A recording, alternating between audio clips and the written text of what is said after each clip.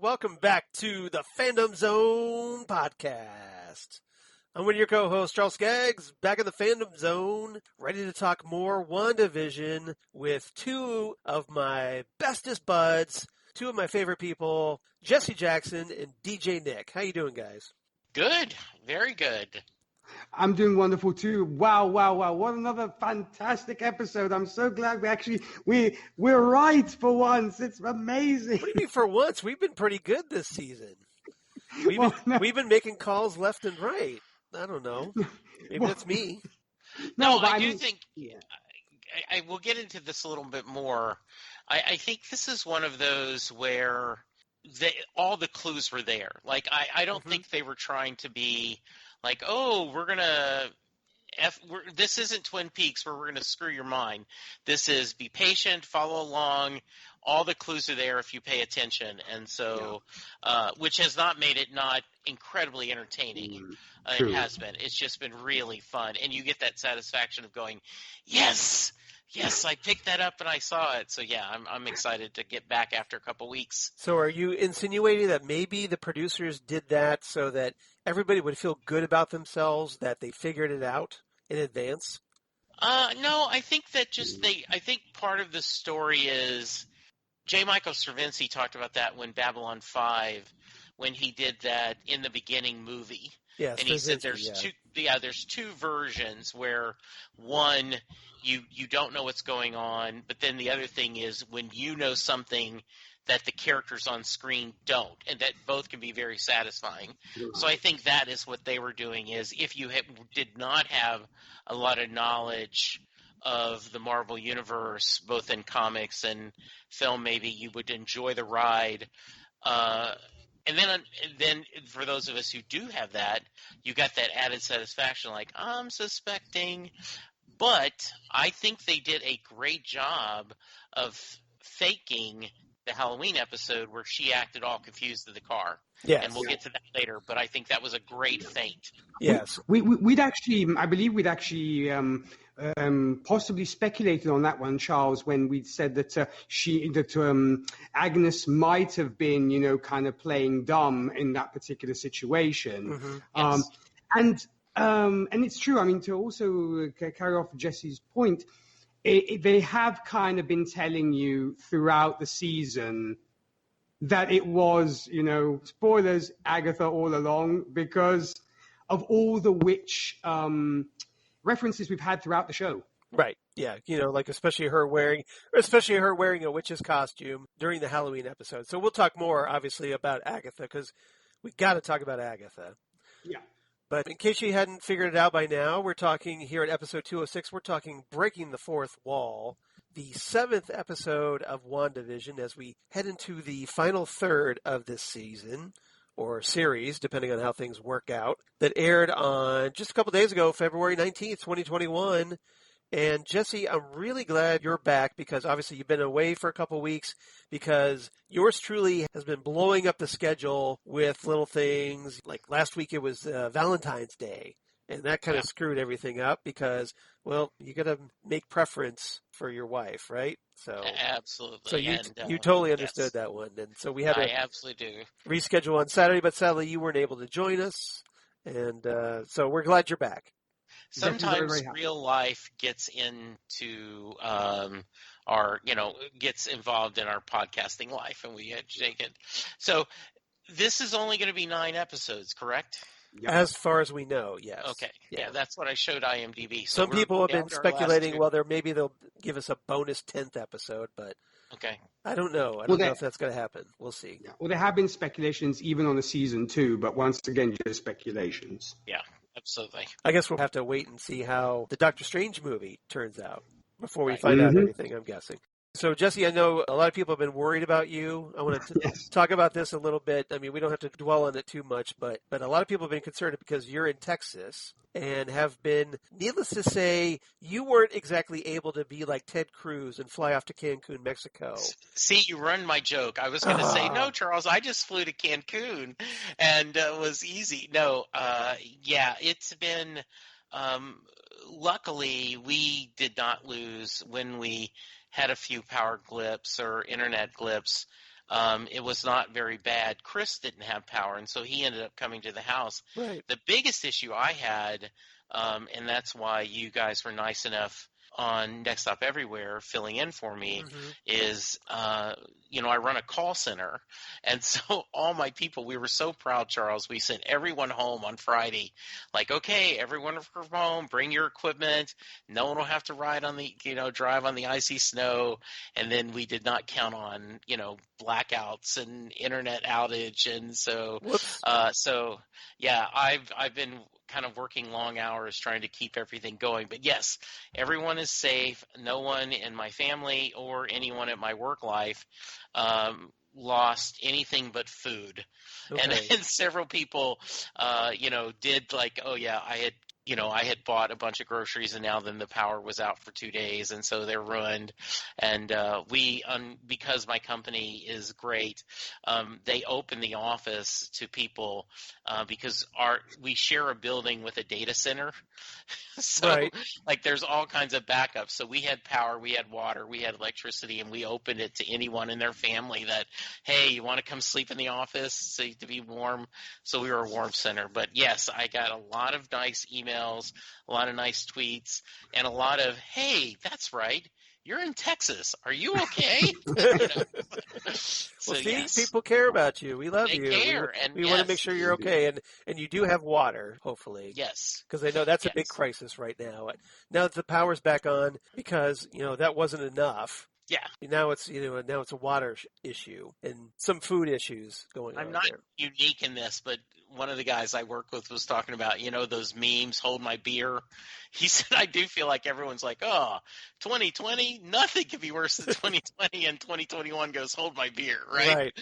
So, yeah. Exactly. And hopefully that's kind of put to bed all the talk about Texas possibly seceding from the United States. Yes, I do think that is. Because it turns out, hey, you guys can't survive on your own.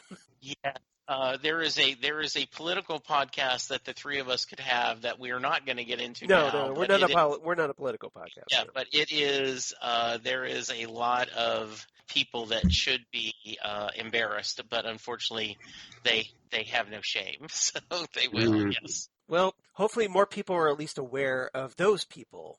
And Absolutely, can hopefully do something about it this time when they go to the polls. All right. Absolutely, yes. All right, so that's our political soapbox for today, but I just wanted to check and make sure you're doing all right, Jesse. Appreciate Because I know a lot of our listeners, and of course Nick and I, yes, we're very concerned about you and your family. Yes, Jesse, to quote Faith No More, we care a lot. Yeah, there you go. Thank you very much. All right, so like I said, this is the 7th episode of WandaVision, written by Cameron Squires, who's new to the series. Directed once again by Matt Shackman. And once again, we have a 37-minute episode. So that apparently is their sweet spot now for doing these episodes. Guest cast, pretty much the same as before, although we did get the introduction of Rachel Thompson as Major Goodner, who is someone that Monica meets up with to get her spiffy little high-tech space buggy thing, the incursion vehicle to go into the Hex. And we'll talk a little bit when we talk about Monica because, we're still now a little hesitant about wondering about whether we're going to actually get Reed Richards like Nick and I had speculated was a possibility. So before we get into trivia, I want to get everybody's general thoughts about this one. Jesse, since you've been off for a couple weeks, I'm sure you've got a lot of stuff that's probably like building inside you that what you want to get out. So I'll let you go first this time. I was able to listen to both of the episodes, and so I really enjoyed them. It's a nice change of pace to be a listener. Mm-hmm. So that was a lot of fun, and I did hear a lot of speculation you guys had. I hope we did you justice in your You guys did. But I go back to at the very beginning, like in the second or third episode where we said, think of the episodes as it was 100% at one point, and then it became 90% and 80%. And so I think in a lot of ways, like this episode might even be 50-50 or 40, homage to a sitcom and 60% real time. Mm-hmm. So I think as they move that clock as it goes through, once again, I'm beating the dead horse, but anyone who had faith did not have faith in the story, the writers or the showrunner, shame on you, because this has been wonderfully, and as we're going to talk about in our fourth topic, there were they laid a lot of mystery and clues in there. So I really love this one. This is the first one I've watched twice right away. Really? Yeah, I watched this one, and then yesterday evening after Linda went to bed, I watched it again, and I really enjoyed it. I think the mystery deepens, and I did not watch Malcolm in the Middle, so Nick had to explain to me, it was a Malcolm in the Middle guy, but I loved Modern Family. Oh, okay. And I loved The Office, and so I knew So you definitely appreciated this week. Yes, I did. I thought it was perfect, and she looked perfect in her bathrobe and everything, and I loved seeing Wanda in that. And then the point where one of the directors spoke to him and you're not supposed to say anything. So yeah, I just really great episode. I was very happy. How about you, Nick? Well, I mean, I absolutely love this episode just as much as I have the previous ones. And yeah, I mean, I love the fact that as I mentioned earlier, that it's wonderful when you make speculations and you actually correct when the world is throwing out the wildest ones. But I love the fact that everybody's getting on the trip of who could it be, who is she, who is he, etc. That's fantastic. I do have to get on my little soapbox here just briefly, because I tend to read some of the reviews that these so-called critics give to superhero TV shows, and they always seem to follow to tag the line of the Martin Scorsese's of the world, as in the comments that they made recently on this show. Should we say the big critics of the big newspapers were like, this show is peaking too soon.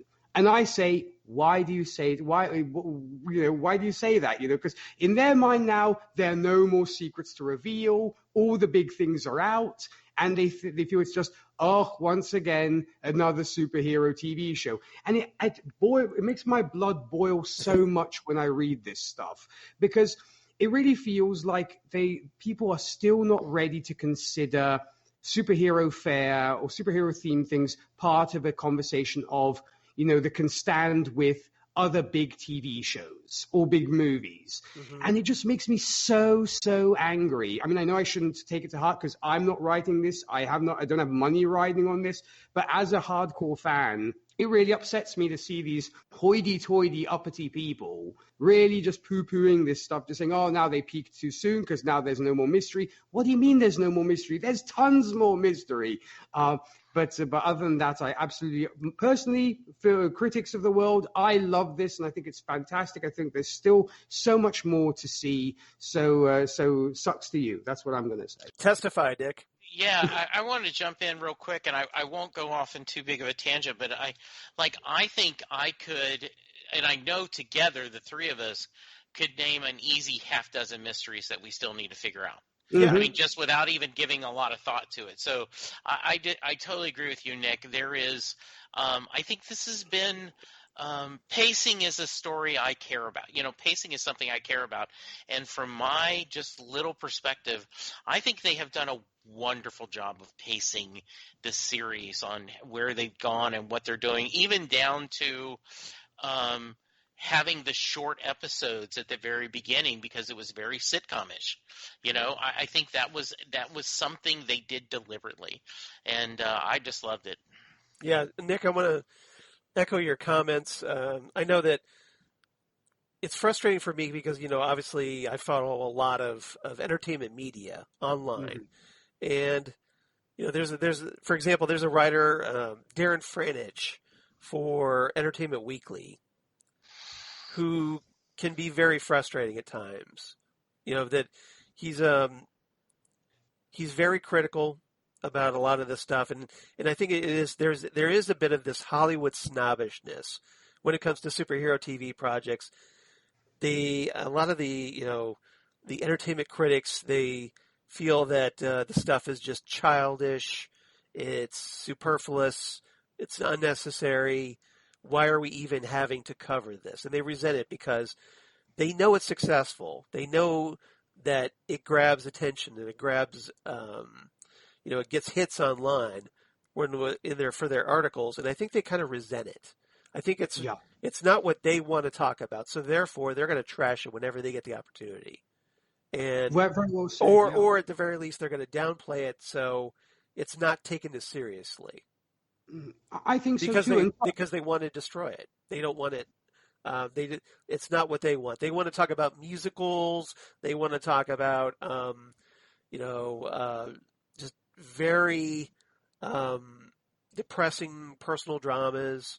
It's the idea that something could be uplifting and entertaining and lively and fun and action packed and comedic all at once just blows their mind. They can't handle it because they see someone with a silly superhero name and a silly superhero costume, and therefore, they put up this wall, and it's very frustrating. I totally get your frustration, Nick.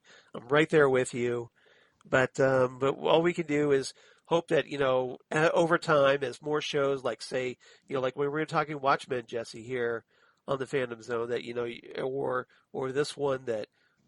You get, or The Boys, perhaps, that, you get these higher quality shows, and hopefully, maybe eventually, that will gradually change the thinking in Hollywood. And may I say, currently, WandaVision, I believe, is sitting at number 1 when it comes to the most watched on-demand shows. I mean, I don't know if that's enough to go by when it comes to these critics, because sometimes they feel the people don't know what's good for them. But I'm just saying, WandaVision is number 1 right now. So, enough said. Yeah, all right. There you go. Sounds good. All right, trivia this time. So, I think we should talk, right off the bat, I think we should talk about the commercial in this one. This is a very interesting one. And Nick, obviously being, a hardcore Marvel guy, you probably picked up on a lot of what's going on here. But in this time that we have the commercial for Nexus antidepressants. Yep.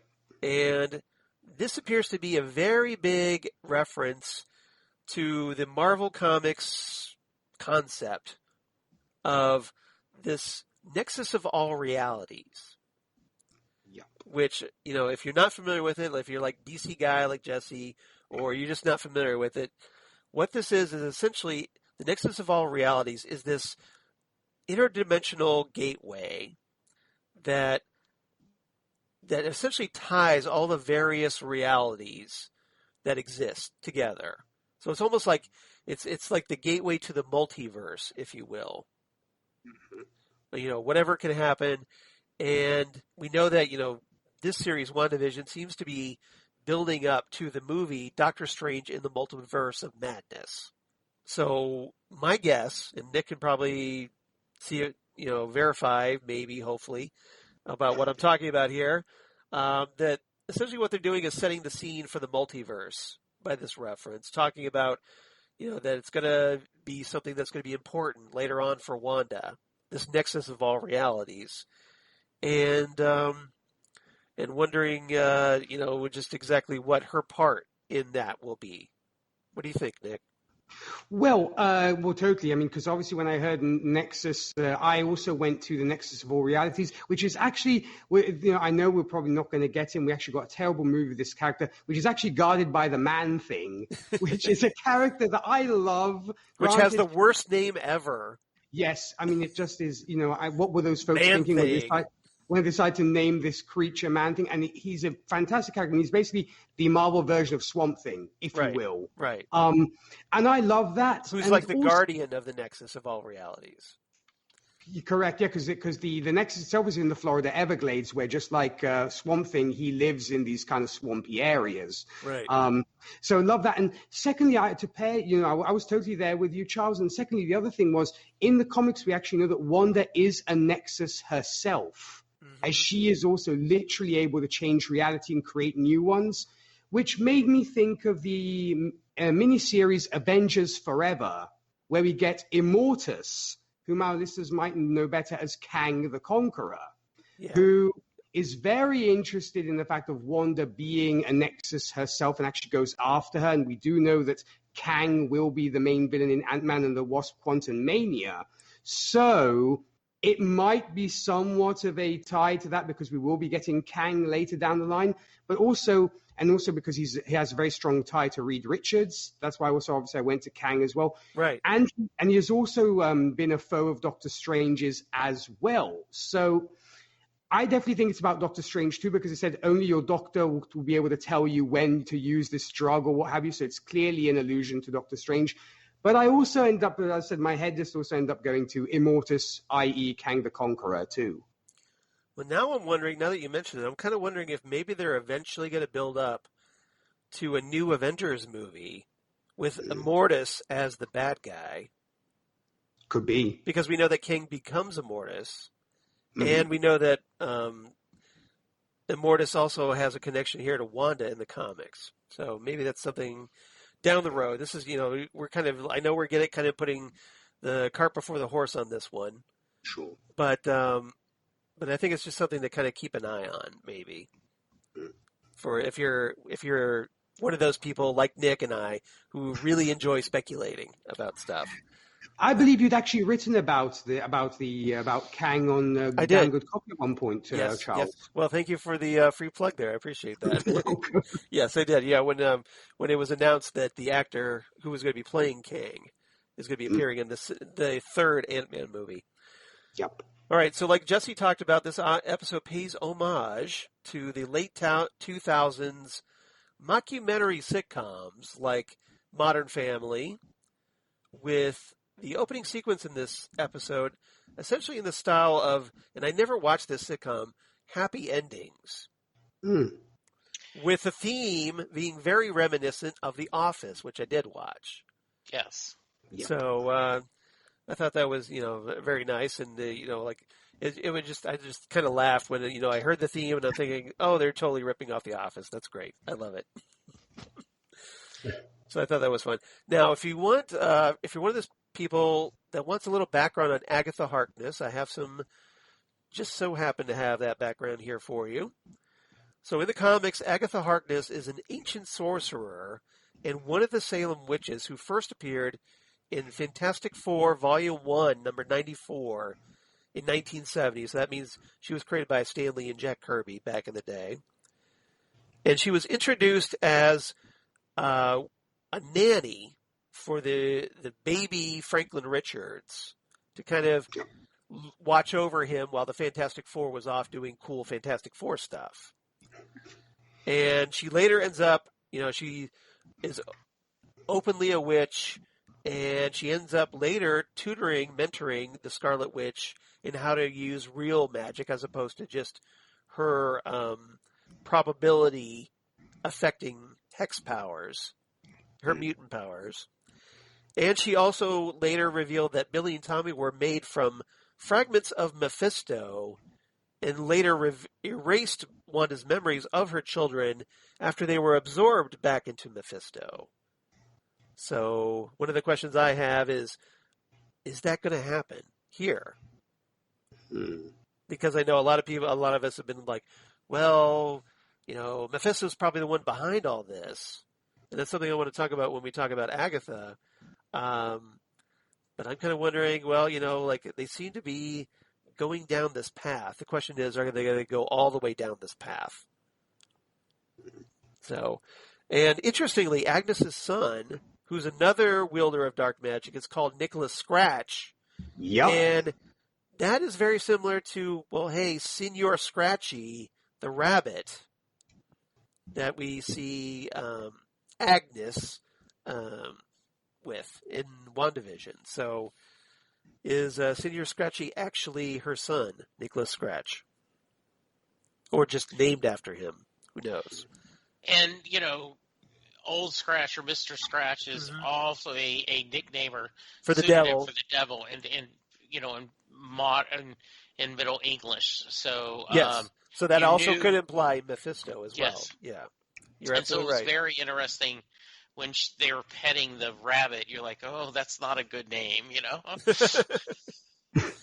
So the Agatha All Along ending theme was essentially similar to the theme song for the Munsters and the Addams Family theme from the Addams Family, which I was a fan of both shows, primarily the Addams Family. because I thought they were cooler. But I did enjoy the Munsters as well. So I got a really big kick out of that because I love those shows. Yeah, absolutely. And yes, if you're wondering, the character of Captain Jack Harkness from a certain show that we talk about on Next Stop Everywhere, Doctor Who, and also its spin-off, Torchwood, which we also talk about on Next Stop Everywhere, was, yes, named in part after Agatha Harkness. Nice. So, little trivia there. All right. So, 4 topics, unless anybody else, Nick or you, Jesse, have anything else you want to add? I just wanted to add something really, really quick when we also get a really nice reference to the movie Office Space, which is a movie that I love, where Wanda to the camera says it's probably just the case of the Mondays. Right. Yes. Because they're obviously folks who don't know. I mean, I'm not going to give too much away when it comes to music. Watch it because it is hilarious if you like black comedy. That was a line that Jennifer Aniston's character said a lot in that movie. Yeah. Yeah. And we know that Executive she absolutely hates when people say that. So I thought it was maybe a nice little nod to that. And also, granted, okay, it's a complete different character, but you mentioned, of course, Nicholas Scratch, and folks, obviously, it's not the same chap from the Chilling Adventures of Sabrina, where we also have a Nicholas Scratch. Yes.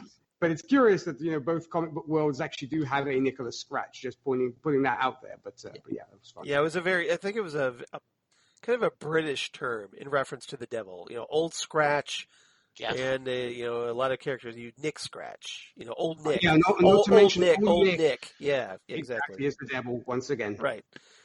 So, and you mentioned a little bit of this, but a couple other things that IMDb had as trivia. Kathryn Hahn, who plays Agatha, sang the theme song. And I caught this, and I don't know if you guys noticed, but you can't really hear the radio too much when she's going to get her cereal and we're seeing all the changes. Mm-hmm. But I always have subtitles on, and you could see it's WNDA. Yes. Is the radio Wanda. station. So Wanda, essentially, which I thought was lovely. That was just really nice. Yeah. Yeah, coming up next on WND or DNA. That's it. Yes. or exactly. NDA, excuse me, NDA. Yeah. All right. So 4 topics, like I said. So topic number 1, let's talk right off the bat with Wanda, who was apparently the center of all things. And surprise.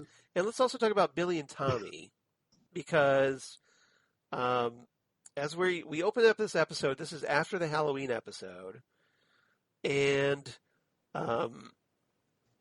Wanda, after extending herself, literally, with extending the hex, is starting to have some problems with keeping track, keeping things together. Things are starting to fall apart, and it's becoming very noticeable. And that was something that Nick and I speculated about last time, because wondering if Wanda had extended herself too far, and now she's going to have trouble keeping it all together, because it seemed like she was already having trouble with that.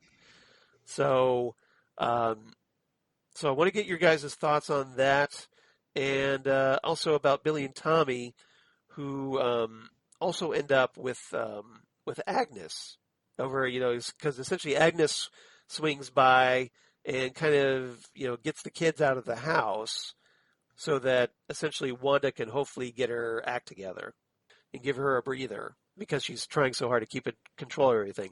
So, Nick, since I started with Jesse first, why don't we start with you first? What was your take on Wanda in this episode? And also what happened with Billy and Tommy? Well, first off, I do want to say that another thing that I love about this show is how self-referential it is. Mm-hmm. As we right at the beginning, where Wanda is having breakfast and we get the milk carton and the cereal stuff, which I thought was great. Mm-hmm. We actually get the famous carton with the picture of the missing child on the back, which sadly was something which was very common in the mid-'80s, I believe. Yes, it was. I can verify that. Yes. And I think that's it attests to the fact that she's losing control of her realities, because everything's kind of getting mixed up. And it is almost maybe also self-reference to when we did deal with the 80s on a very special episode where Vision had mentioned the absence of children. So it could maybe play back into that, if you will. And the cereal, I thought the cereal was really interesting because first off, we get the nod to the circus and the clown theme, and the name Sugar Snaps is definitely very clever because where have we heard Thanos snaps? Yeah, exactly. Yes. So I thought that was kind of fun. Other than that, you can really see that she is literally falling apart at the seams because between the talks that she has, which are of course very modern family, but she is literally trying to understand. I don't think she herself even knows what is going on because remember, she doesn't even know where she got these powers from. She doesn't even remember how she suddenly was able to manipulate reality. So I think she's still coming to grips with that of how did this all happen, added to the fact that she is clearly having a breakdown and everything's just falling apart. And just the talks that she has with the camera, it's clear that aside from homaging, of course, Modern Family, it's literally the fact that she is in a very, very dark space of mind right now. Mm-hmm. And you just wonder where it's going where it's going to go from here. Because obviously when Monica arrives and she antagonizes her, we can see that Wanda is literally on the edge. It's the comparison that had been made, on this show to Jean Grey is so perfect because here we literally have another situation where she is teetering over the edge and might just completely become a destructive force. And she is almost thinking to herself, she's almost having that to be or not to be speech, as in, do I stay a hero or do I stay a villain, or do I become a villain? If you mean like this one right here that I'm holding up in my hot little hands? Correct. Dark Wanda, essentially. The Dark Wanda, exactly. The dark version of the Scarlet Witch, yeah. She is, I think, very much torn right now where, what path do I follow? And there is a quote which I might actually refer to later down when we get to quotes. But I love the fact that she is so conflicted. And then suddenly, we get to the point where she loses her children. Because at some point, they get taken away by Agnes, but where have they gone to? We do not know. I mean, have they gone back to Mephisto? Who knows? There's a lot of questions when it comes to that. When it comes to kids, I'm a big gamer, so I absolutely loved the video game references that we got here. Right. Because we saw when they say they were like, "Mom, our game is freaking out." I mean, Tommy was telling Wanda that the game was freaking out, and we got the Wiimotes, the Nintendo GameCube controls. The beautiful Atari joysticks from the 80s. Atari 2600, yes, because that was my jam back in the day. So I totally geeked over those. I was very happy about that. And then we got my all-time favorite card game, which is Uno. I am, folks, you might, listeners out there, you might laugh, but my favorite card game to this day, and actually play it still online, is Uno. So I was very, very happy. You gotta play a game, man, because I'm all big on Uno as well. So yeah, we're gonna have to set up like an online, Skype version of the game. Yeah, that could be pretty funny. I love that. But yes, Tommy and Billy, because of the serving almost as vehicles for these references, I was just so happy. And they're so concerned about their mom, and I think they get an inkling that something's wrong with Agnes. Because, when she's like, I'll take care of you, children. So, and then she sits them down on the couch, and they are clearly so freaked out by it. They're so sort of nervous and kind of uncomfortable. I think they actually, Tommy, I think, made a comment that he liked being with Agnes because he said that she was quiet on the inside.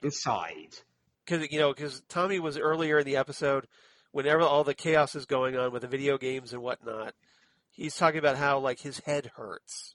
Mm-hmm. Yeah, because he's just coming to his powers, right? Yeah, or maybe that was Billy. I'm not sure.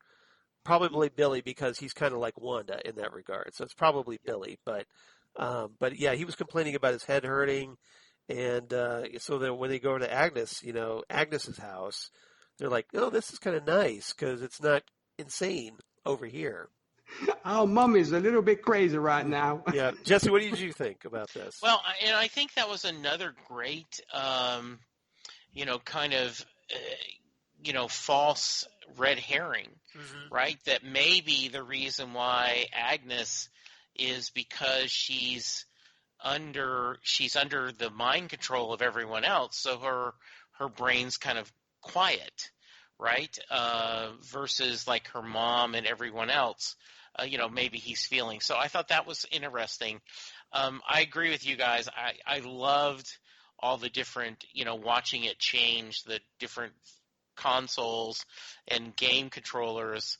And the furniture, because all the yes, Wanda's sitting. There's one scene where Wanda's sitting in the living room, and like all the TV and all the living room furniture, like goes back and forth through all the different time periods we've seen on the show. Yeah, and we saw the stairwell, like we saw the Brady Bunch stairwell and then the Modern Family stairwell and everything. I actually paused the milk carton to see if I could figure out, was that just a generic, missing child, or was it actually someone? Yeah. And her hand was covered the name, so I couldn't pick anything up. There is another subtle reference in the radio announcer is talking about, and it's always nice, the once a year the kids march out and we see them, going to get candy, but kind of implied that, as we talked about last episode, the kids don't come out except on special occasions. So there was kind of a double meaning to that when he mentioned that, and I thought it was well done. Can we just continue to talk about how wonderful, Elizabeth Olsen is? I mean, just she never gets old, does it? It doesn't. She's just amazing, and she better get that damn Emmy. That's all I'm saying. Yeah, I mean, it's just something that normally, they don't look how much it took on, Orphan Black, right? I know. And she played every character, and they didn't. So I thought that was cool.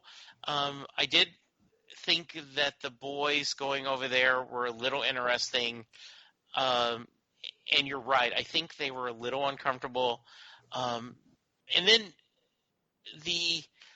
and we've already talked a little about that, but with Wanda going, wait a minute, you're not supposed to talk, to the director, and her kind of, what have I done and what do I do?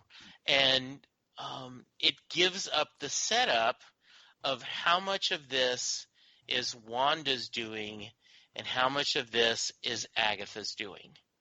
Right? And that's one of the big mysteries that I don't think they have revealed yet. No. As we were talking earlier, like, we don't even – yes, that's a huge mystery.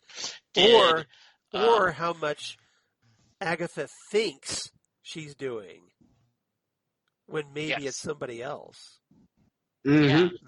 And so, I would have the theory that Wanda started this, right? As a coping mechanism, and then Agatha took it – or whoever else with Agatha, and kind of took control over it to do, to make this more sinister than what we're going. And so, really great stuff. I was very happy, and was excited to,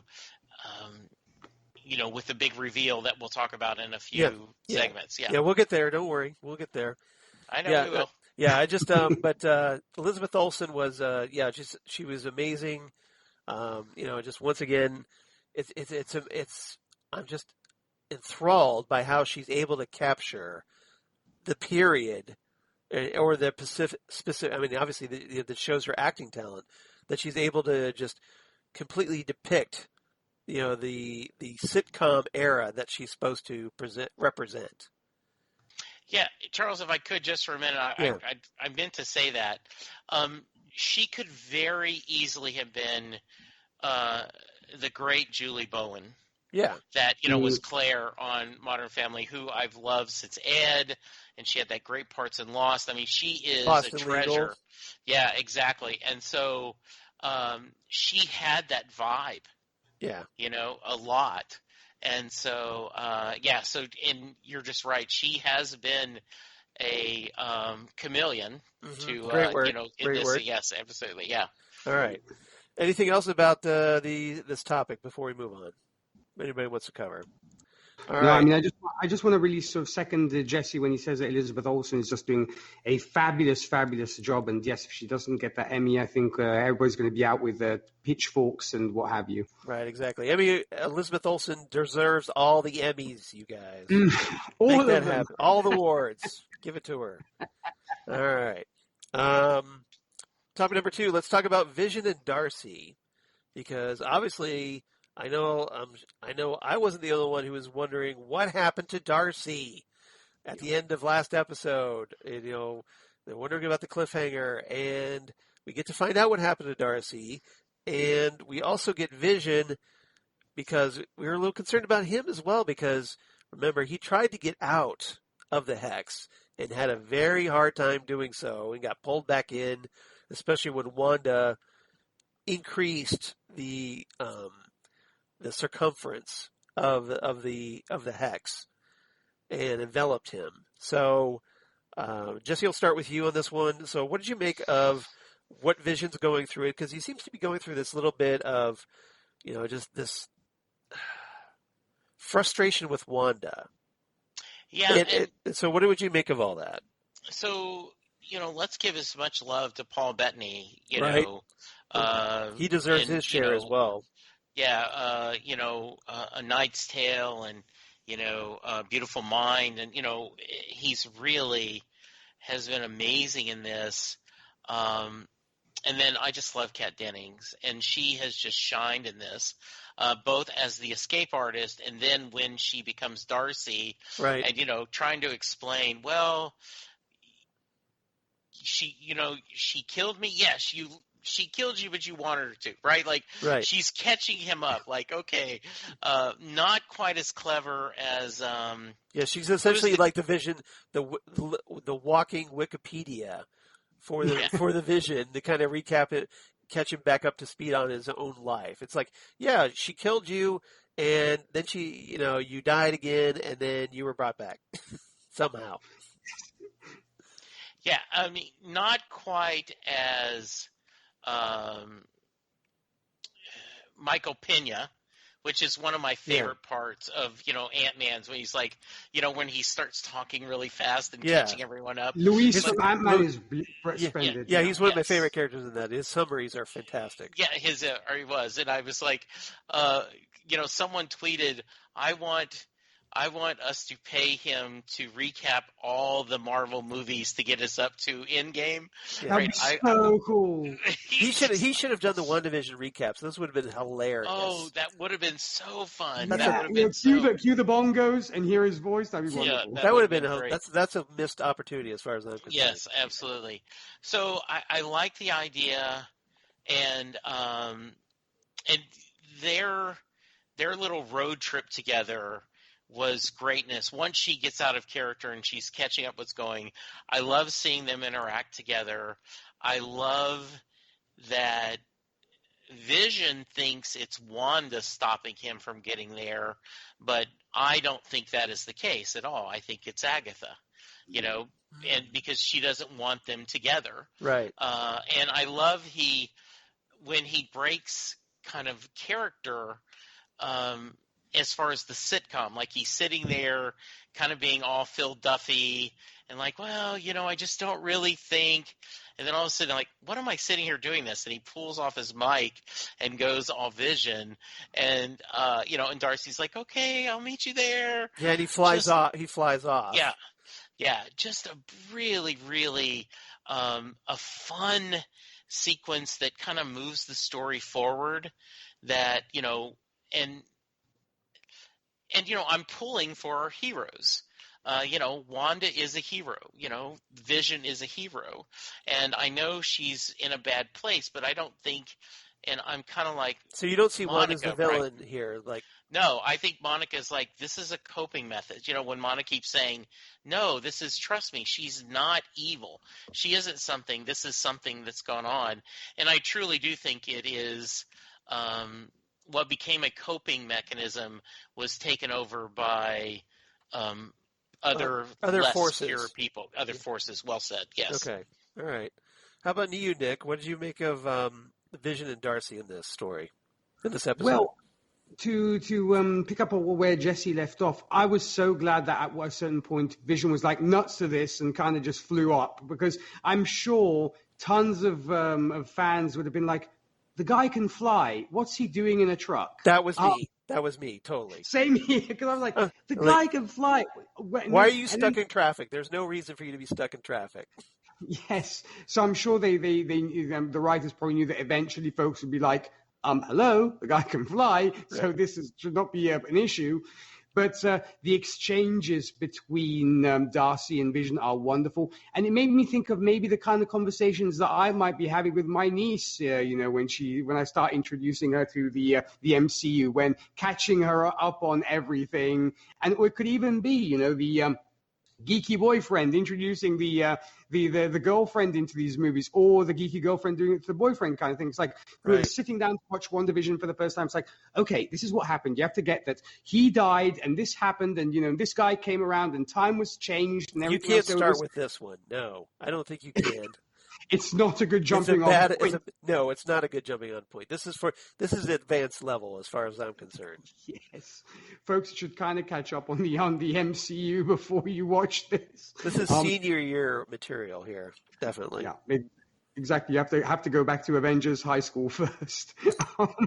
But no, the exchanges were just so witty, and I was glad that Kat Dennings. I wonder how much is off the cuff and how much is actually script. Because knowing that she is probably was very good at improv as well, I'm sure that some of it might actually have been literally off the cuff when it comes to some of the comments she makes, and they just kept the cameras rolling because they know that the Kat Dennings is capable of this. And I just love how close the two are getting together, because she really, from having been almost a fan of the show herself, to actually being there, it's literally the fan who is helping out her heroes, which I think is beautiful. She does make that comment though. She's like, I kind of sort of wanted to be in the show, but it sucks. Yeah, that's right. I was a little bit disappointed, if we can use the word disappointed, that we didn't get the two broke girls thing. But I guess it might have been a little bit too much on the nose if we had it. But other than that, it was wonderful, and the fact that I guess Vision breaks character at some point, because he's like, or rather when the whole fourth wall thing of talking to the audience, like, what am I doing? And he just gets up and walks off, because he realizes that it's not the fantasy that's being put before his eyes. And I just he's also, I think, very much kind of falling apart and really just wants to figure out what the bigger picture is. And I'm sure that we will get a villain for him as well. And because I honestly, I don't see it's going to be everybody against Agatha. I have a feeling there will be a villain for Vision, as we have touched up on in previous episodes. So I have a feeling Vision will probably be busy with his own villain. That's just my theory. Any speculation on who that villain might be? I have a couple when it comes to, because I mentioned either previously Ultron or somebody working for Ultron when it comes to Hayward, as I think Hayward is probably going to be Vision's antagonist, but obviously not as Hayward.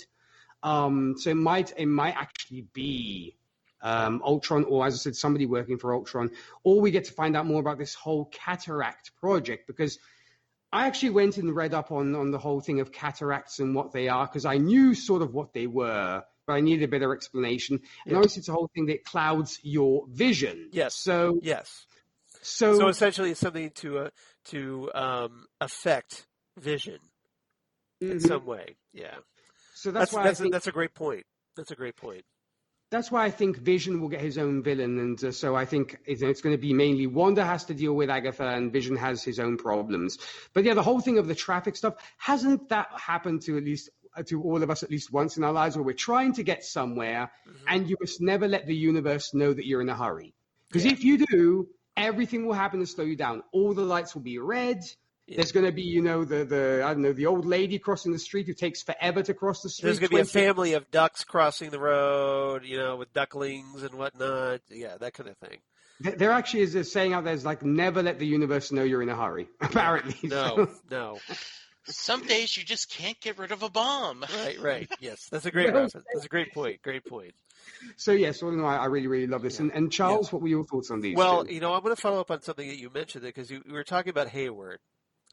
And, he does talk about one of the things we find out in this episode is that apparently Hayward was trying to resurrect the Vision. Mm-hmm. But he wasn't able to, and then Wanda shows up and steals the body. Yep. So the question obviously becomes, why was Hayward trying to resurrect the Vision?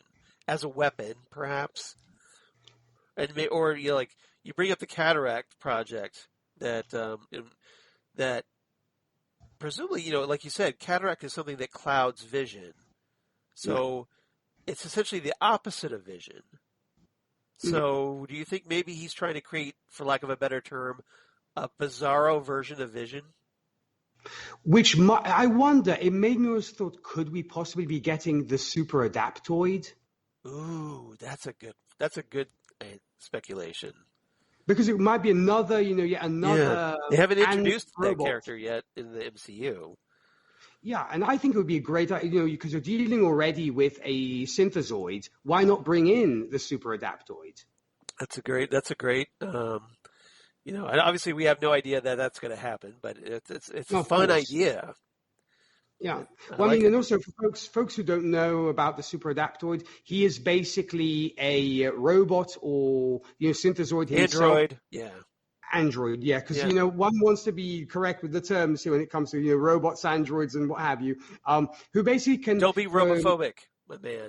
I love my robots, but and he basically can mimic and copy the powers of the Avengers and whoever he comes into contact. He's almost like the robotic version of the Taskmaster, if you will, as in he can literally replicate the powers of whoever he comes into contact, and is one of the big antagonists when it comes to the Avengers, especially. Yeah, exactly. Yeah. All right. Anything else about these two characters? I know we talked a lot, but yeah, I loved Kat Dennings in this. She's so fun to watch, and I could watch a Darcy show. Honestly, I want that Darcy Lewis and Jimmy Woo sword spinoff. I want that really, really bad now. Yes. So Agents of Sword, please. Agents of Sword, make that happen, guys.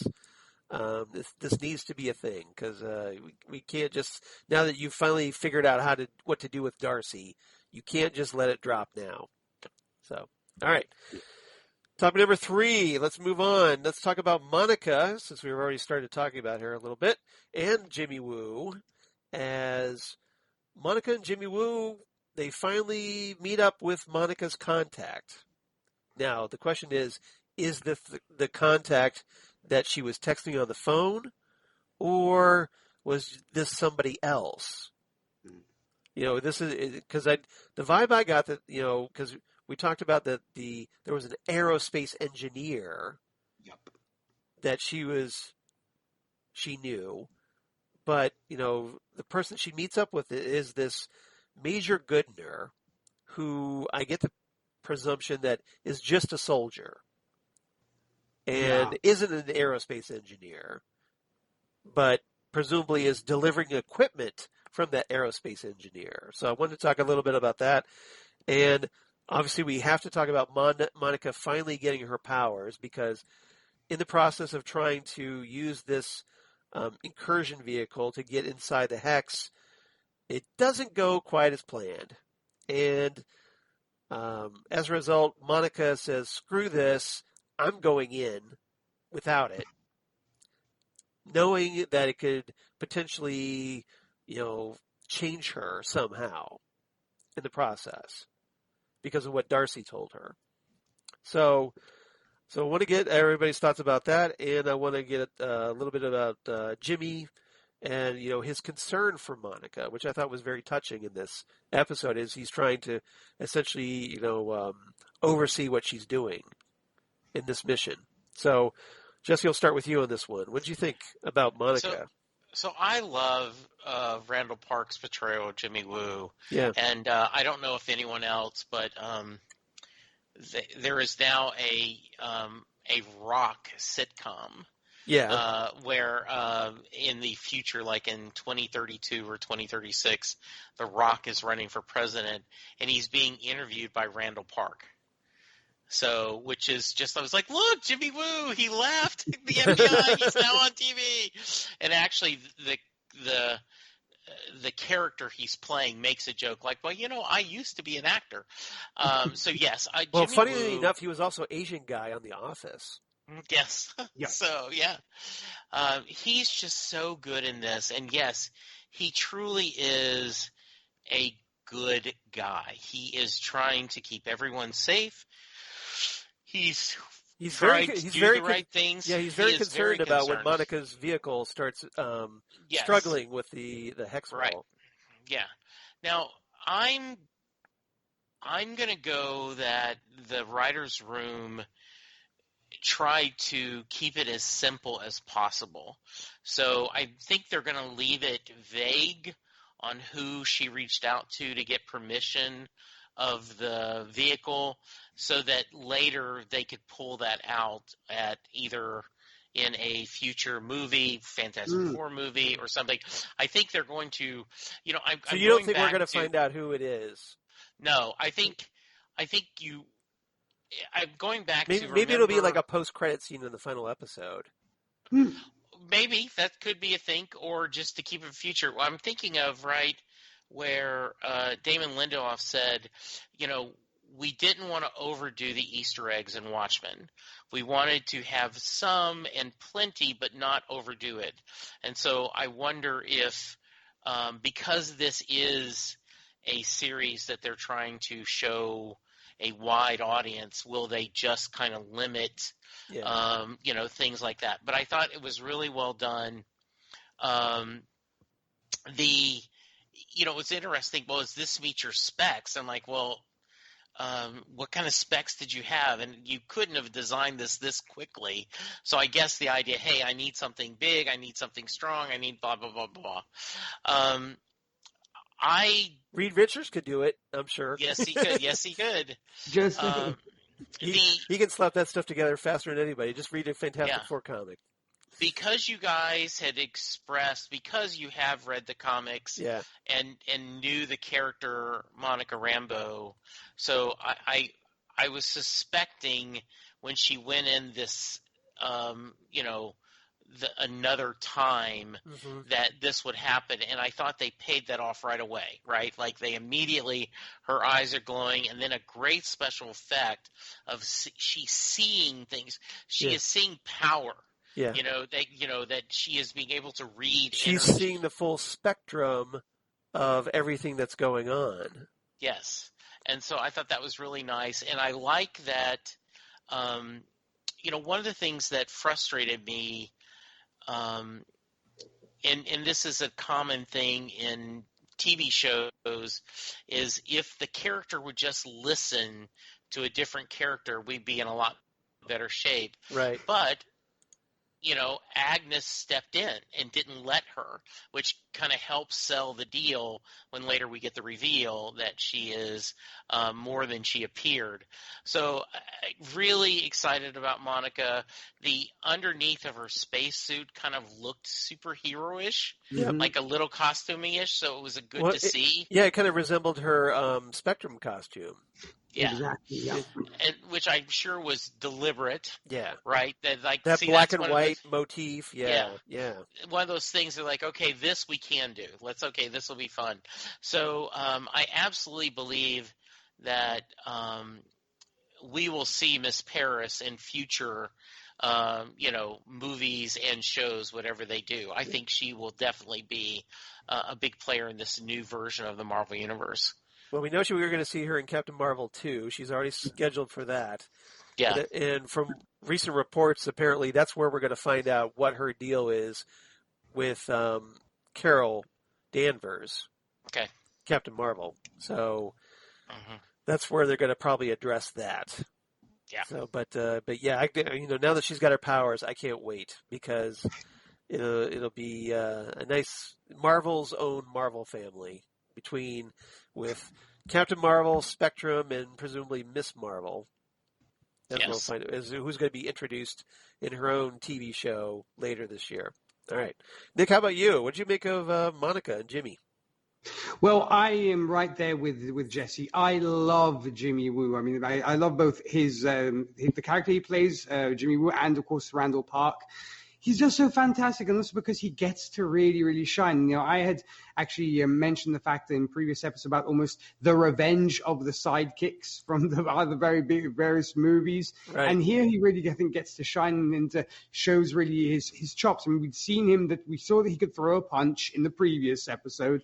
And just he's such a caring guy, and as Jesse was saying, when it comes to Monica, and I really love that bond which is starting to form between the two, you know, which could probably be the beginning of a great friendship.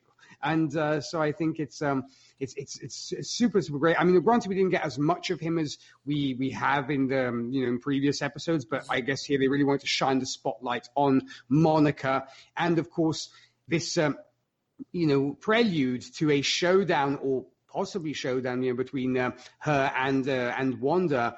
But it was just wonderful, and I just thought to myself, I wonder if Jimmy is thinking to himself, if only Scott Lang could see me now. But that aside, Monica, I love the reference to the Spectrum costume, and maybe she will end up adopting the name Spectrum compared to her mother's to Photon, her mom's call sign. I like Spectrum better as a code name personally too. I think so too, but yeah, I guess it remains to be seen. But it looks like they probably are going in that direction. Also, the fact that when we do get that very poignant scene where Monica literally walks through the wall, or struggles to walk through the wall, and we get that whole thing of, we actually hear Nick Fury's voice saying, that if she learns to glow, she can be like her Aunt Carol. And of course, we know that Spectrum does glow, and then some. And also, the fact that she gets to hear all the voices in her head, like the doctor and Jimmy speaking of her mom's death, and we also hear Captain Marvel's voice, that yes, they were saying that when they were handing out kids, they gave her mom the toughest one, and we really see that it's that moment that gives Monica the strength to push through the barrier. And I think it plays well also with the title of the episode, because she literally breaks the wall. Granted, we don't see if there are 4 walls, but she is breaking her own wall, if you will. So I thought that was, it was nice also kind of call back to the name of the episode itself. Also, the fact that we also see that Monica, there are 4 different versions of Monica that kind of go almost torn apart before they go into the one Monica. So it's a nice callback to that. But I love this character, and I love how even more sure of herself she is, when she kind of strides around with the glowing eyes, and she's ready to, kind of take on Wanda, even, by force if necessary. And because, Wanda's kind of getting prepared to shoot her hexes at her. And I was kind of geeking out there saying, yeah, you go ahead and shoot hexes at her, Wanda. Yeah, it's going to like bounce off her. Don't you worry. So I was kind of hoping, it's like, come on, Monica, show what you got, girl. You wanted to see the throwdown between the two. I kind of did, because I was kind of, it was seeming like kind of Wanda was getting, a little bit cocky if you were going, I'll just blast her out like I did before. And so I was like, come on, Monica, show what you got. But we didn't get that because obviously, Agatha shows up, but I guess to be continued. Yeah.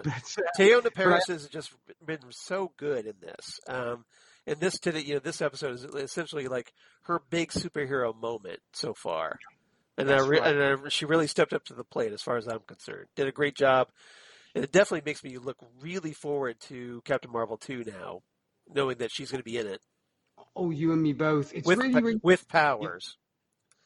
Exactly. That's why I was just so happy to sort of see it now, and also be interesting to see how she comes to terms with these newfound powers of hers, because, obviously I don't know if she's going to be able to master them right off the bat, because, just kind of given powers, and how do you deal with that?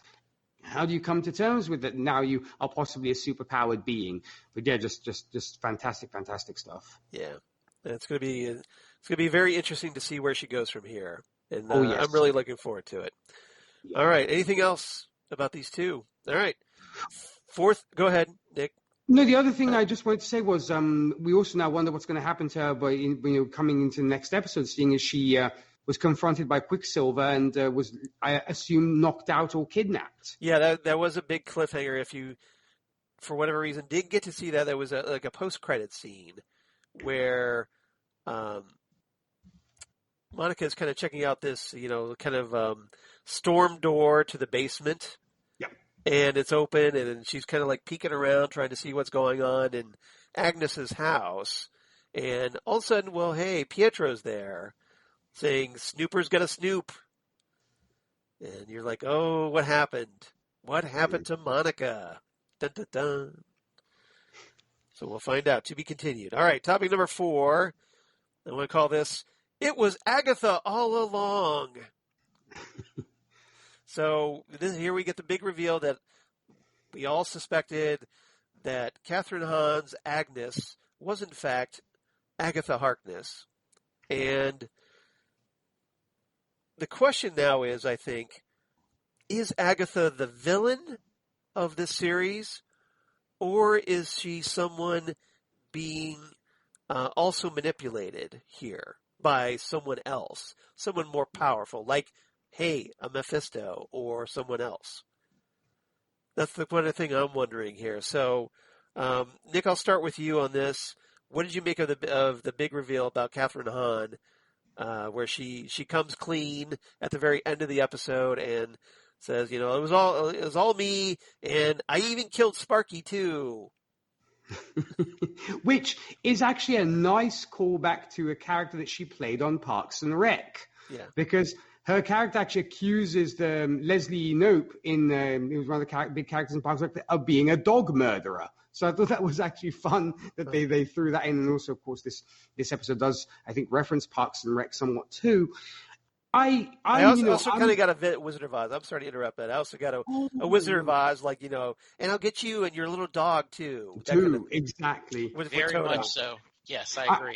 I do want to also send a shout out once again here to Christine Peruski, who I talked to. And she I very much I do agree to a point that The Wizard of Oz is probably one of the most referenced films in media history ever, and I very much do agree with her when it comes to that. And look, I have no problem at all with the fact that here they've made Agatha Harkness a villain, possibly if she is a villain. Granted, we still have 2 episodes to see whether that is the whole story or not. I don't have a problem with it. Maybe some fans of the comics might, because of the fact that she is the mentor role to Wanda. But it's great. Kathryn Hahn is awesome in this, and just sort of spinning it into the evil, or the apparently evil character. Yeah. And Charles, I don't know what's your instinct on that? Do you think she is, or is it? I mean, because you know what? I'm still not 100% sold. Okay. I don't know why. There's something in my mind that's saying, is this all it is, if you will? I mean, I'm not minimizing. I'm just saying I wonder if there really is more to it. Because I kind of do buy the whole thing of the Mephisto thing. Granted, I did think about the fact that in the Asian market, you're not allowed to show devil imagery. So we might not get a satanic figure, if you will. And Disney is probably considering and taking into account the Asian market. I was not aware of that. Ooh, that's a good point. Yeah, apparently it's a big thing in Asia that you're not allowed to show literal devil characters, if you will. Not to mention, I think if it's a Disney Plus show, I don't know if you can, if the PTA might be too happy that you have the devil on it. Apparently kids show. I don't know. I'm just throwing out that in case we don't get Mephisto. I'm still following the Mephisto party line. I do think he will make an appearance, but I think if he doesn't, or is a composite of other characters, that might be why. But what I did want to point out here, Charles, I don't know if you and Jesse got this too, the Silence of the Lambs tribute. That was so cool. A little bit. Because here's why. Because, in the film, of course, of Silence of the Lambs, you get Clarice, who's hunting James Gumb, Buffalo Bill. Yeah. And she gets to the house, and she meets him, and you can tell that she's uneasy, just like Wanda with Agnes when she's asking about the kids. And there in Silence of the Lambs, we get the death head moth flying around, and here we have the moth on the windowsill. It was a fly. A fly, pardon me. Yeah. But I get your point though. I never thought of that. You're absolutely right. Because then obviously you get the showdown between Clarice and James Gumb in the basement, which is what happens here as well. So I thought to myself, this could be a tribute to the Silence of the Lambs. But or at least that's the way I saw it. But I absolutely loved this, and I think there is a manipulator behind the manipulator. I think so too. That's my theory anyway. But Jesse, I want to hear your theories on this. So, what did you make of the reveal? Kathryn Hahn's Agnes claiming at least to be behind everything. Yeah, and the certainly theme song says that she did it, right? Yeah. Yeah. And the implication is, but all she said so far is, you really think you're the only magic lady in town, right? Mm-hmm. So we'll have to see what happens. I would not be surprised if there is not a bigger villain. We've still got a couple episodes to go, so we'll see what the reveal is. It is interesting how Agnes is like, I don't bite, and then she goes in that Modern Family. Well, I did bite a kid Don't once. you steal my quote?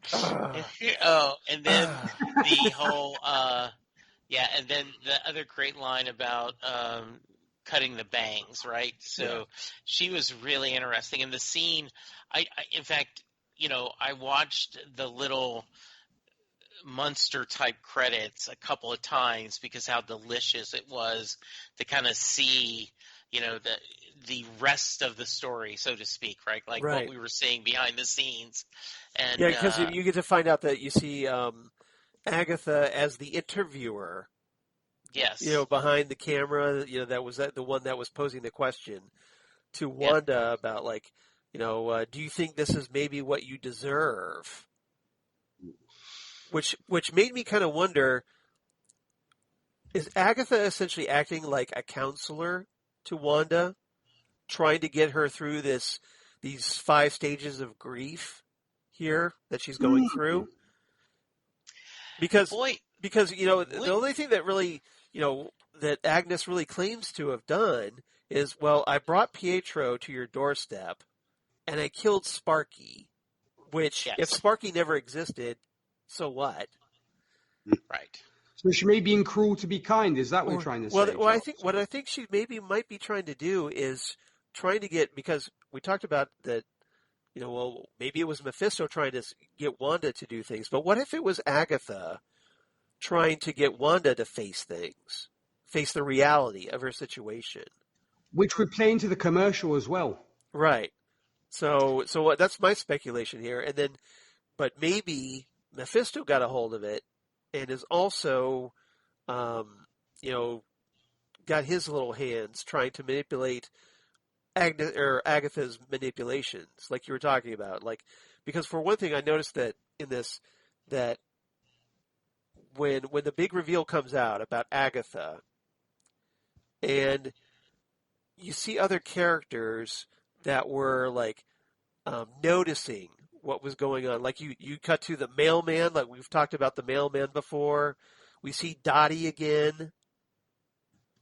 And maybe we saw that bit with the fly and maybe other things that, is that maybe Mephisto as well. So would we have both Agatha Harkness and Mephisto here? Yeah. Good point.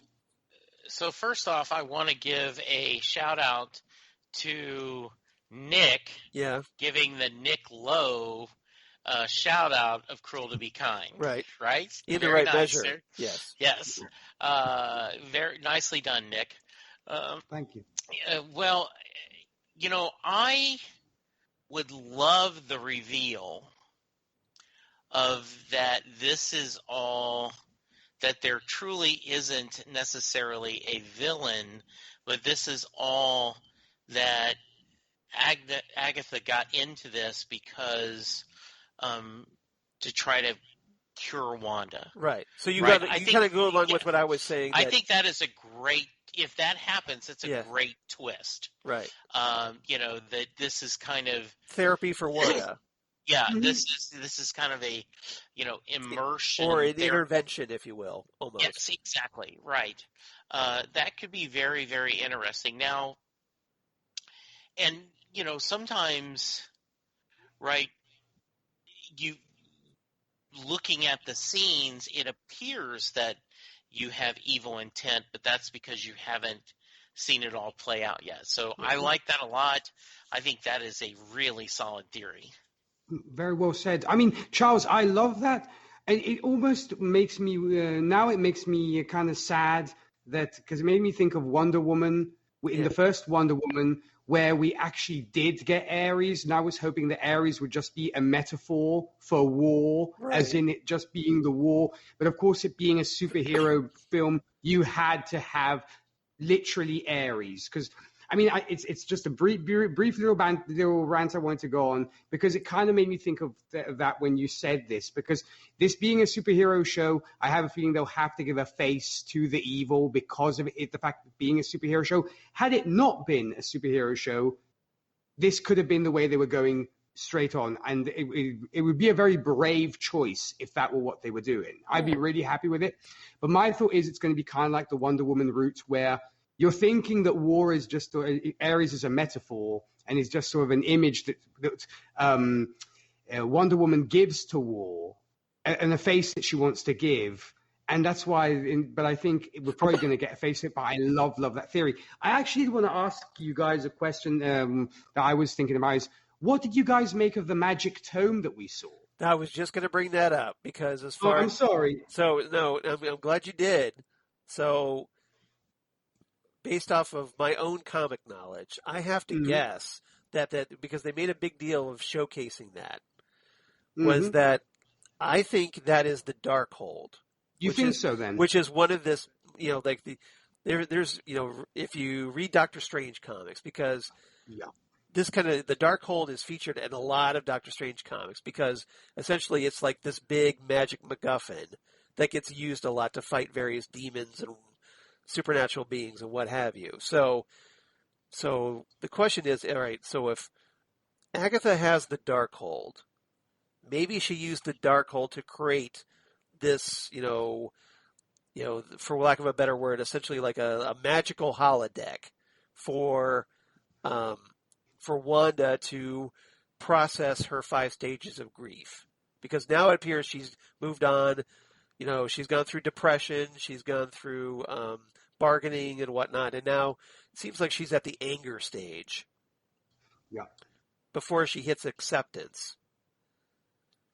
So, again, maybe Agatha used the Darkhold, but in the process, maybe in the process of conjuring up something's gone wrong. And there's some other force, because there's 2 other episodes left. So, if Agatha is indeed the big bad of this, okay, the question is, it's going to be, how is this going to play out with her as the big bad over the next 2 episodes?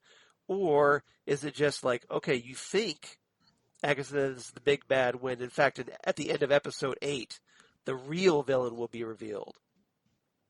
Yeah. I guess we'll find out next week, right? Yeah, I mean, but granted, folks had seen the Darkhold. Viewers of Agents of S.H.I.E.L.D. had seen the Darkhold. Oh, was it in that as well? Ghost Rider story. Yeah. Agents of S.H.I.E.L.D. and also Runaways as well. Yeah, so the question is, I guess, maybe we'll find out if those shows are still canon or not. True, yeah. And funny story, my girlfriend is a huge fan of the Evil Dead franchise. And she's like, is that the... I'm like, no, babe, it's not the Necronomicon. I'm sorry. She was getting so excited because, funny enough, my girlfriend is more an Evil Dead fan than I am. I love the Evil Dead series, but she was like, "Oh my God, it's the Necronomicon." I'm like, "No, babe, calm down. It's not." I will bet you. By the way, now that you brought this up, since Sam Raimi, the Evil Dead director, is directing the next Doctor Strange movie, yes, exactly. I will bet there is I'll put big money on this that there is going to be an Easter egg where, like, you're in the Sanctum Sanctorum and you see the Necronomicon from the Evil Dead movies somewhere in the background. So cool. And you bring up a great point there, Charles, because in the Doctor Strange film, a tome is missing. Could this be the famous tome that is missing? Oh, that's a great point. Because remember, they go to the library, and I believe they say that Wong says these are only to be handled by the Sorcerer Supreme, and there's one tome missing. Well, see, I thought that was the tome about, to... I don't think it was the Book of Cagliostro. To control time that, what's his name? Caecilius. Caecilius, thank you, stole. Yeah, it was. I don't think it was the Book of Cagliostro because they knew that had been stolen, taken away. Okay. There was another one missing, so maybe it would tie in neatly with that had been stolen by. Well, that's really good planning if that's the case. Or Mephisto. Well, I mean, Marvel has surprised us in the past, and we know that they are like chess players. They think like a million moves apart. Kevin Feige is just blowing my mind here. Yes. All right. If that is So, Jesse, any other thoughts about the Agatha reveal? Nope, I just loved it, and All right. I love the theme song. All right. And Nick, how about you? Any other thoughts before, or anything else about this episode, you guys, you want to talk about? I'm just so excited. I can't wait for Friday. I'm just like, this is amazing. And I wonder whether episode 8 and 9, like it has happened before, if they are the two final episodes, will be an hour long, or whether they will follow the, we've had so far, there'll be about half an hour, 37 minutes, like we've had the past couple episodes.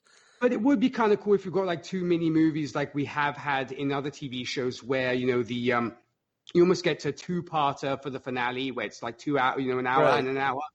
I guess we'll see. But I'm really looking forward. Fingers crossed, right, that we get a little extra with this, because there's a lot I think that needs explained in this to come, and especially if something, because we got to find out what happened to Wally or Tommy and Billy, where they went and all that. So as well.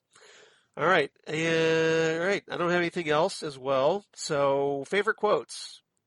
Anybody got any favorite quotes they want to share? The only one I had is when she's staring at the camera, Wanda, and she's like, look, we've all been there, right? Letting our fear and anger get the best of us, intentionally expanding the borders of the false world we created. Just so matter-of-factly. I thought that was really lovely. That was good. Nick, any quotes you want to share? I had a couple. The first one was the exchange between Monica and Wanda, where Monica's like, see, that's where you and Hayward differ. He's going to burn Westview to the ground just to get what he wants. Don't let him make you the villain. And Wanda's like, maybe I already am. Ooh, yeah, no, that was good. And it really showcases Elizabeth Olsen kind of going super dark, and I was like, yeah, wow. Yeah. And also Dark Wanda. Dark Wanda, bring it on. And then the exchange between Darcy and Vision was just had me in stitches, where she's like, can I help you, creeper? And he's like, you don't remember me from last night? We locked eyes. There was an unspoken understanding. And she's like, hard pass. Yeah, that was good. I mean, any scene with Kat Dennings as Darcy is just gold, as far as I'm concerned. Yeah. I liked Wanda talking about, to the camera, she says, she was talking to Tommy and Billy in this one. She says, I have no answers. I'm starting to believe that everything is meaningless. You're welcome to draw your own conclusions, but that's just where I'm at. And then right after it's she goes to the camera. That was hard. But they literally, inherited tough skin, right? Yeah, like she's like, they probably got their dad's vibranium skin or something like that. Yeah. And let's see, what else? Wanda saying, as punishment for my reckless evening, I plan on taking a quarantine-style staycation. A whole day just to myself. That'll show me. Which made no sense. Like, having a day by yourself is not like she's putting herself in a timeout. Is that the punishment? Yeah, exactly. And then the Nexus commercial woman, I had to mention this. It was a great line. I loved it. Where she says, side effects include feeling your feelings, confronting your truth, seizing your destiny, and possibly more depression. Yes, I saw that. Talking about an antidepressant. So absolutely, that gives you more depression. I thought that was funny. All right.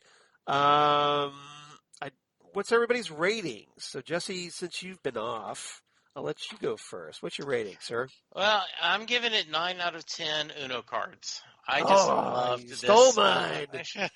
I was going to go with draw 4 Uno cards. Oh, very nice. All right. So good. That's good. Nick, why don't you go ahead so I can try to scramble up something else? I'm going to give it 9 out of 10 cackling wicked witches. Oh, that's a good one. Nice. That's a good one. Yeah. All right. I was, this one seemed to be a little bit of a calm before the big 2-part finale or whatever. So I'm only giving this one 8.5 out of 10. I'll go with Deadly Darkholds. Nice. Yeah. All right. So, everybody, Fandom Zone news. I don't have news this week unless you have anything, Nick, you want to share. Well, the only thing that we did have was that folks were up in arms that apparently Jennifer Lawrence had been cast as Sue Storm. It has been debunked, folks, so calm your jets. It hasn't happened. Well, I think we all want, Emily Blunt as Sue Storm, right? The world is calling for Emily Blunt, but yeah, but John Krasinski as Reed Richards and Emily Blunt as Sue Storm, the Invisible Woman. Yeah, I just wanted to kind of, for the record, for those folks who were kind of like so upset. One, I mean, I don't see why everybody hates on Jennifer Lawrence so much, but I'm just going to say, folks, rest easy. Jennifer Lawrence is not Sue Storm. Yeah, so we'll see. All right. That's what happens when you read those rumor sites. You can't always go with that. All right. So Fandom Zone fan mail. We got a lot once again. Yay. And Nick, are you able to help me out on this one? Certainly, yes. All right. So, why don't you? Do you want to take? You want to start in the meantime, Charles? Yes, and I'll take the other ones. Yes, so certainly. All right. I'll start with Holly's, and then if you want to read the other two, okay. Sure. All right, because Chris from Colorado wrote in as well, and it's another two-parter.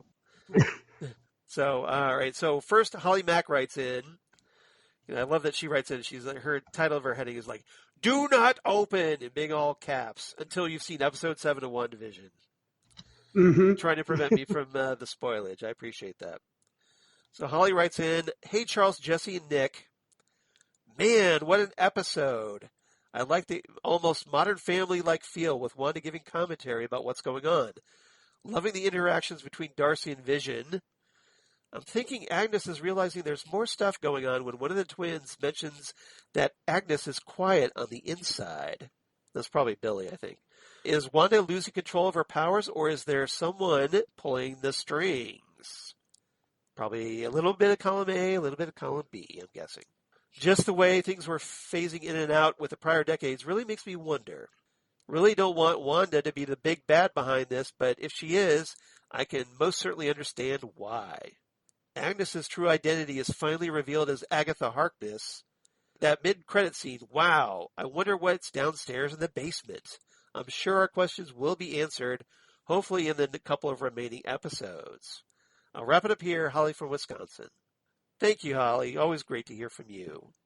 Chris from Colorado writes in about WandaVision, episode 7. He says, "Hey, Fandom Zone gang." Hey, Chris. "Man, oh man, this show is the gift that keeps on giving. In my last email, I posited that Agatha was behind everything, and glad to see I was right on the money with that one. Yeah, we all were. As for the aerospace engineer reveal, that was so disappointing. Haha. I had a feeling it was going to turn out to be a nobody, LOL. Or did it? We don't know. We're not sure. I do have a new theory after this week's episode, though. I think Agatha is going to be turn out working for Nightmare, one of the Doctor Strange bad guys. Possibly setting up to be the main villain in Doctor Strange, A Multiverse of Madness." That's actually a pretty good theory, Charles, because I remember Nightmare in the old Ditko, Lee, being a pretty cool villain. So that's a pretty good guess. Lastly, in a recent interview, Paul Bettany says that we still have to see this quote-unquote big cameo they keep referring to. I'm thinking it's going to be Doctor Strange or Bryan Cranston as Ralph, a.k.a. Nightmare. I know the latter is definitely a stretch, LOL. That's it for now. As always, love the show and the insights you all give. Stay safe and healthy, Chris from Colorado. Thank you, Chris. Yes, indeed. Then he followed up with a part 2. So, Nick, do you want to do the part 2? Can you do that now? Certainly I can. All right. Okay, so, sorry, a couple more thoughts I wanted to mention. After a total of 87 minutes of credits this season, we finally get a mid-credit scene. Woo-woo! Exclamation mark, exclamation mark. There you go. Given what we saw, do you guys think Pietro is A, being controlled and manifested by Agatha? B, is he secretly Nightmare or Mephisto? Or C, after seeing the Nexus commercial, did this Pietro use the Nexus / the Marvel Crossroads to travel into this reality? Well, my personal theory, I think that Agatha brought him across the Nexus. I think so too. Jesse? Yeah, I think he is a pawn. I don't know if he is I think it's a being way to bring controlled. Quicksilver back.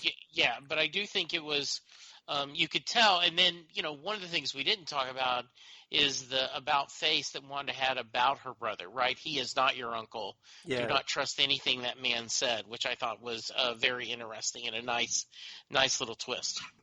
I actually am there with the Agatha, bringing him in for sure. And then Chris goes on to write, finally, how cool was it to see Monica get her powers as Spectrum/Photon? That was so rad! Exclamation mark.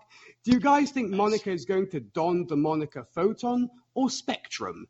I personally, I'm hoping for Spectrum. I think it's a better name than Photon. But that's me. But they did establish that, for some reason they gave her mother the call sign of Photon. Photon, yeah. Which is a really weird call sign name, I might add. So the question is, well, maybe they'll, that she'll take that. As an homage to her mother. As an homage to her mother. I don't know. I would like that too. It looks like we might, I think, maybe get Spectrum, but I guess it's up for grabs, I think. And Chris is right there with us because he says, personally, I think she'll go with Photon in honor of her mom. See, everybody wants to, of course, honor Maria Rambeau, which is great. Right. Anyways, sorry for the long emails. Snooper's gonna snoop. Stay classy. Cheers, Chris from Colorado. Well, thank you very much. Chris. Cheers to you as well. And, we're going to have to get you to get all your thoughts in one email. So before you hit that send button. All right. But we definitely appreciate you writing in. It's good. Not once, but twice. That's awesome. All right. You want to do David K. Proctor's or do you want me to? Certainly. No, I'm right there on it if you want me to go ahead, Charles. Yeah, please do. Okay. Well, yep. I just had to forward that one from their Next Stop Everywhere account. I think he sent it to the wrong account. Well, but it's all good. We got it. It's good. Exactly. We got you. We got you, Dave. So Dave Proctor writes in, holy beep. Great show this week. I hope all of you are well. I hope Jesse has survived the Texical 2021. Between this podcast and Next Stop Everywhere, I'm starting to wonder if we should start an expedition to Texas to check on him. If he's not well, someone has hacked his Twitter. I don't have a whole bunch to say about the show this week because it was beyond my comprehension. I dare not venture too many guesses, and I am just hanging on and enjoying the ride. I have to keep my hands and feet inside. Our favorite captain will be discovering powers any minute now. Agnes is a dark sorceress, it seems. Perhaps Darcy and Vision and Quicksilver and Photon, ?